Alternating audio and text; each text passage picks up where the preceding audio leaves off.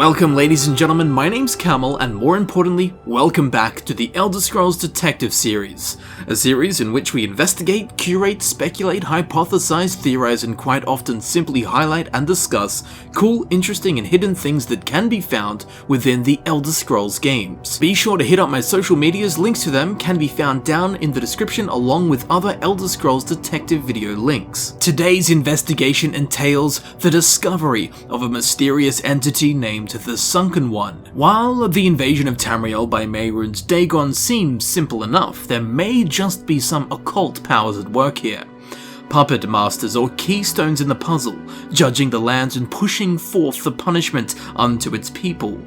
Something we're all familiar with, the city of Kvatch. Some may love it, some like myself might be devastated we never got to rebuild the once great city back to its legendary glory. During the main quests of the Elder Scrolls IV Oblivion, upon liberating Kvatch from the grips of Mehrunes Dagon and his hordes of foul Daedra, the player will be titled the Hero of Kvatch. But do we really know what happened here? Do we really know all of the forces at work? Maybe we do, maybe we don't, but there may just be more to this story. The underlying, underbellied goings-ons will be revealed and discussed. To begin this trial by wit, we must first come to a small homestead found just to the north of the Acropolis that is Kvatch. Laying peacefully in shaded spring breezes is Shetcombe Farm, a quaint, cozy and crop-sprouting slice of fertile property. There actually seems to be an enormous amount of food growing here. This must be some incredibly potent soil. Perhaps this area is laden with verdant pastures, perhaps there is something more at work here. Anywho, nestled in the bushes near the cottage will find a modest stable and pen, with no horses or any livestock for that matter. Has the farm been abandoned? Hard to say at this point. The main asset that this petite plot boasts is of course the stone-clad cabin, peppered with seasonal flora and resting comfortably with a slyly smug kitcheness, wryly resembling biscuit tin art. Seems to be unlocked, so let's make our way inside. Ah, a quest. The Sunken One. I've entered what appears to be a recently abandoned farmhouse. Perhaps if I search around, I may find a clue as to the owner's whereabouts. Okay, let's have a snoop around the room and see what we can uncover. In the corner, there are two small tables adorned with simple bowls, which are cradling equally simple food produce. In the opposite corner, there is a small double bed and a small chest of drawers. There is also 3 chairs, each of which is facing the center as if 3 congregated, sat and spoke in a hushed huddle. What they spoke of, only they know. In the final and 4th corner are a stack of barrels and boxes, all of which contain nothing of interest. Luckily, there is a table in the middle of the room, with 3 chairs and a twin candle gingerly dusting its warmth across the center of the lodge. At first glance, it seems to be bare of any eyebrow-raising qualities until we notice the small piece of paper lying in the bowl. This is Slythe's journal, page 1. I've come across a discarded page from a journal of a Slythe Seringi in an abandoned farmhouse near the ruins of Kvatch. It mentions some sort of pilgrimage to bring an offering of great value to something called the Sunken One. All signs point to Sandstone Cavern nearby. I should proceed there, as I fear for Slythe's safety. And by the way, Slythe is a Dunmer, a dark elf. Hence the voice. As midnight approaches, I still watch the fires burn. The great city of man, Kvatch, lay in ruins. They didn't heed my words. They didn't listen to my voice. Now, they are all paying the cost of ignorance. The Sunken One strikes swift and hard. He swats those who oppose him as if they did not exist at all. The excuses of man fall upon deaf ears. The Sunken One has no pity. He has no mercy. He only sits below and passes sentence. And now, with a mighty stroke, he's toppled one of man's pitiful blights on his land. And yet, he still hungers. His appetite is ferocious. Kvatch will not be the last city to fall by his hand. The world of man grows more and more corrupt, and it angers him. Man's lies and deceit will be his undoing as the Sunken One grows impatient and no longer waits for or accepts the proper offerings. The burden is mine to shoulder. I am the last who knows of he who shakes the ground. If I do not bring him the offering, who knows what city may fall prey to his whim? Anvil, coral, or perhaps he will turn his eyes on the greatest boil of all, the great imperial city itself. No, I must not let this happen. I must get the offering to him like my father did before me. Man may be fallen in his eyes, but they must have time to learn the Sunken One's teachings. Destroying man now would be a waste, when I am certain that given the chance, they will come to see his ways. Yes, I will do this thing. I will brave the depths of Sandstone Cavern to see him. My weapons will be my will and my word. The Sunken One will watch over me and guide me. I must depart soon, before it is too late. If anyone finds this page, let them know that I, Slythe Seringi, did this for the good of all man. We'll pick this letter apart and boil it down into its important components later on in the video, but for now, let's make our way north, down the hill. Here, there is a pond, which if you've seen my Oblivion's Easter egg video, you'll know that this is home to one of the giant Mehrunes. Anyway, quite close by, a cavern can be found, its entryway nestled between rocks, like a necklace hanging between two firm, breathtaking. Now this is a cave known as Sandstone Cavern. Inwards we journey. Scattered through the passageways are several varieties of animals and creatures, imps, bears, wolves, trolls, rats, most of which could come as a great challenge for a lonely farmer. For the hero of Kvatch, no problem, but navigating these caves alone is actually a very dangerous task for an unarmed Slythe to undertake. Now, in one of the larger and deep rooms of Sandstone Cavern, we can find this crevice, at the base of which is a chest. Now, those with eagle eyes will notice there is a note on top of this very chest. This is Slythe's journal, page 2. As I descend into the depths of Sandstone Cavern, I wonder to myself, why would the Sunken One test me so? Have I not been loyal? Have I not spread his word? Have I not obeyed his laws? This journey has been cruel and unfair.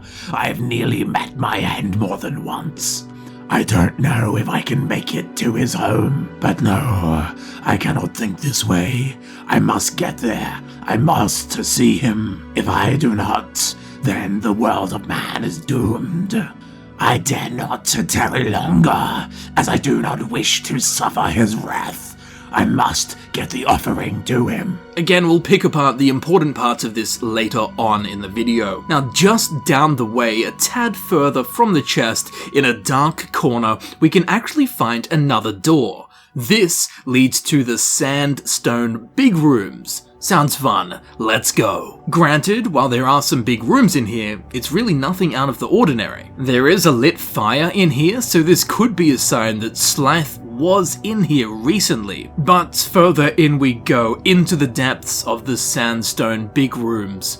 Once more, we have a room with a crevice running down the middle, except this one has gnarled tree roots sewn into the lip like teeth on the jaws of a great beast. Making it even more ethereal and spooky are these pale, ephemeral mists that flicker in and out of existence.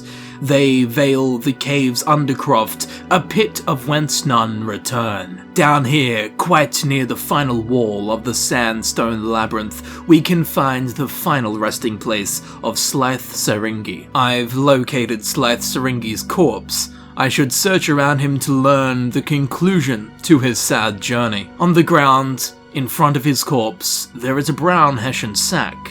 As we can see, it is quite ominously labelled, "The Offering." It contains an assortment of semi-precious and precious gems, jewels, metals, and valuables. This must have been what Slythe was going to offer up to the Sunken One to hopefully persuade it from killing more.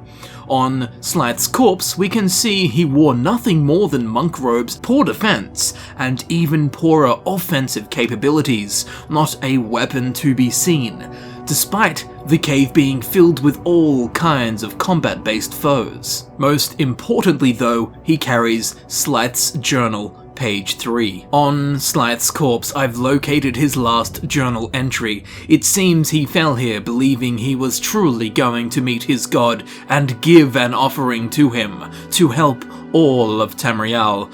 His death is a sad end to such a well-intended sojourn. I'm fallen. I failed. I will not reach him in time. And because of me, man is doomed. The creature jumped me without warning, and before I could dispatch it with my magic, it dealt me a mortal blow. Now, all of Tamriel will face wanton destruction and death. His wrath will be unspeakable. His anger immense. Kvatch was but a small amount of his true potential. All hope is lost. The Sunken One wakens, and soon man will feel his hunger. We'll have a look at all of Slythe's journal pages a little bit more closely later on, as now it's time to meet the Sunken One. After reading this final journal page, he will appear. The Sunken One has come, and once encountered, the Sunken One will be hostile towards the player, proving that it has no patience for man. The Sunken One is a storm atronach, and our quest will only be complete upon its death. But before we undergo that task, there are many questions to answer, and many wrinkles in the fabric of this tale that beg to be ironed out. Firstly, why did Slythe believe that the Sunken One was responsible for the destruction of Kvatch? In his journal pages, it would seem that the Sunken One has been a local legend, an entity that exists to those that follow the old ways. Slythe tells of his father taking offerings to the Sunken One, as if he did not, the Sunken One would unleash his wrath upon the people living on his land. Slythe believed that Kvatch fell because its people did not heed his warning about making the proper offerings to the Sunken One. They did not even believe him when he spoke of its existence.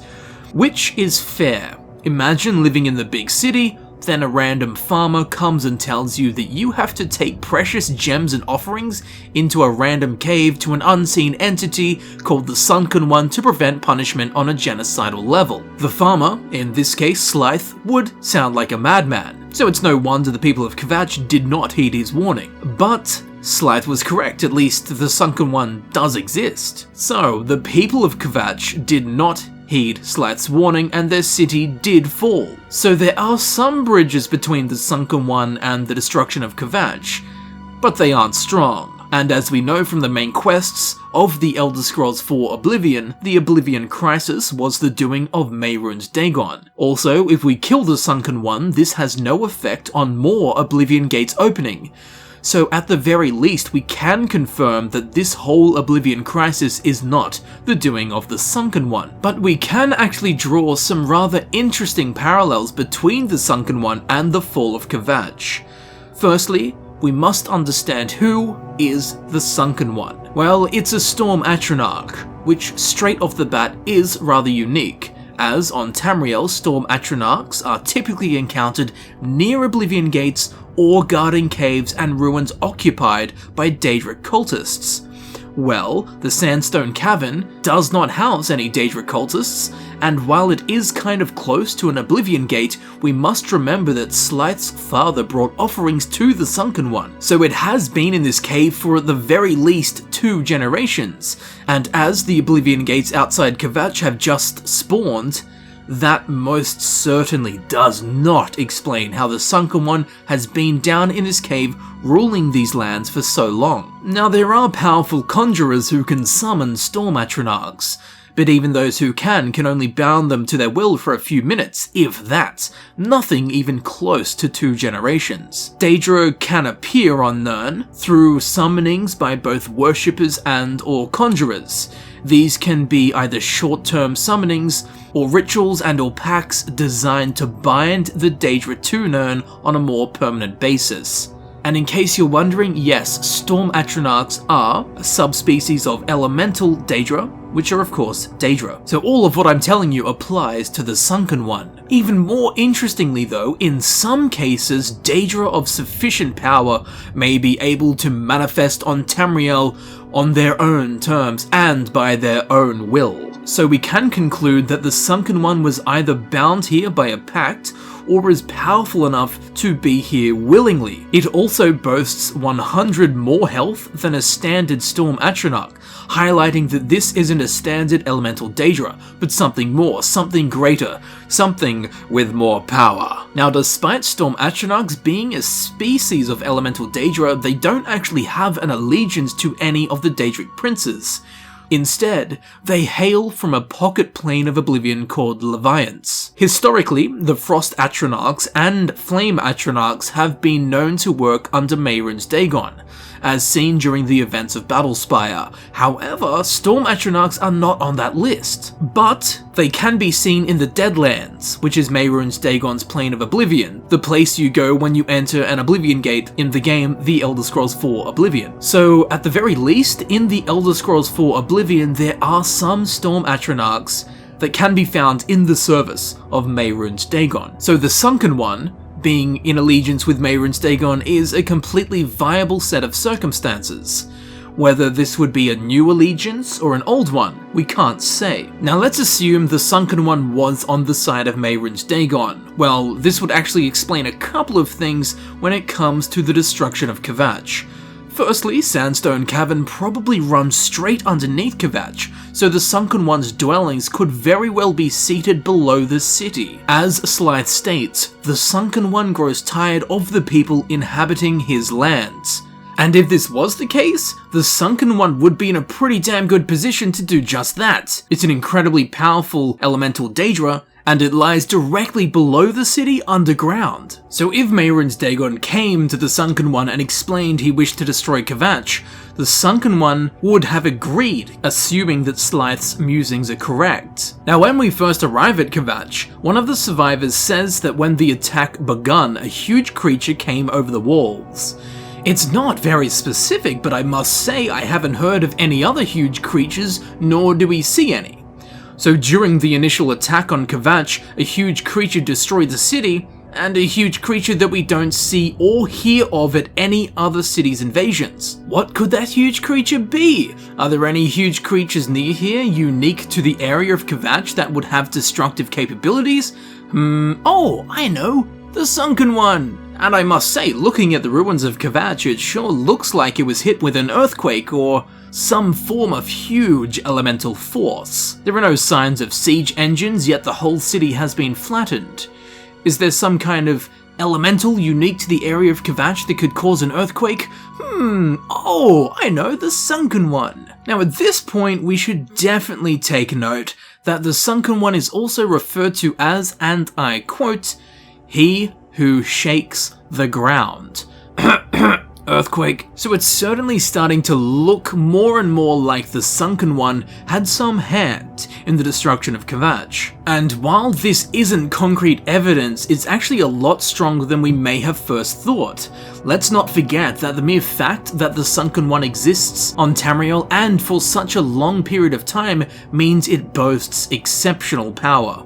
Maybe that's how Kvatch fell so easily, unlike all of the other cities and townships, because Mehrunes Dagon had the assistance of a uniquely powerful elemental Daedra, named of course, the Sunken One. I'll read again this passage from Slythe's journal, page 1. "As midnight approaches, I still watch the fires burn the great city of man, Kvatch lay in ruins.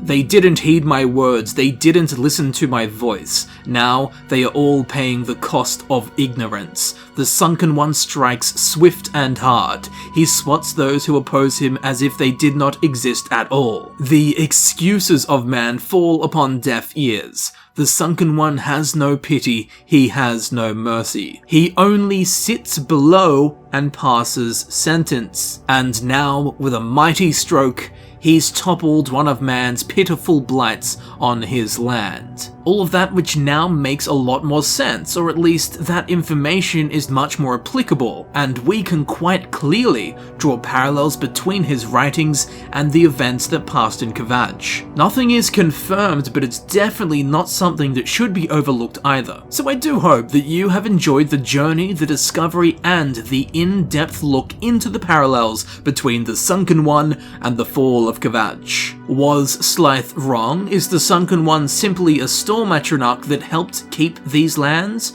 Or was it truly a power to be reckoned with, passing judgment unto the races of man and Mer that it was so fed up with? Be sure to let myself and others know what your theories and conclusions are for the Sunken One and the demise of Cyrodiil's second largest city, Kvatch. If you have any information, facts, evidence, speculation, theories, or anything to do with the subjects in this video, be sure to let myself and others know. If you have any ideas for something that should be covered in the Elder Scrolls Detective series, be sure to let me know, or look into whatever strange and wonderful topics you present. If you enjoyed this video, please do me a kindness and leave a like, it makes your video look good. Leave a comment with your Elder Scrolls Detective ideas and your theories about the Sunken One.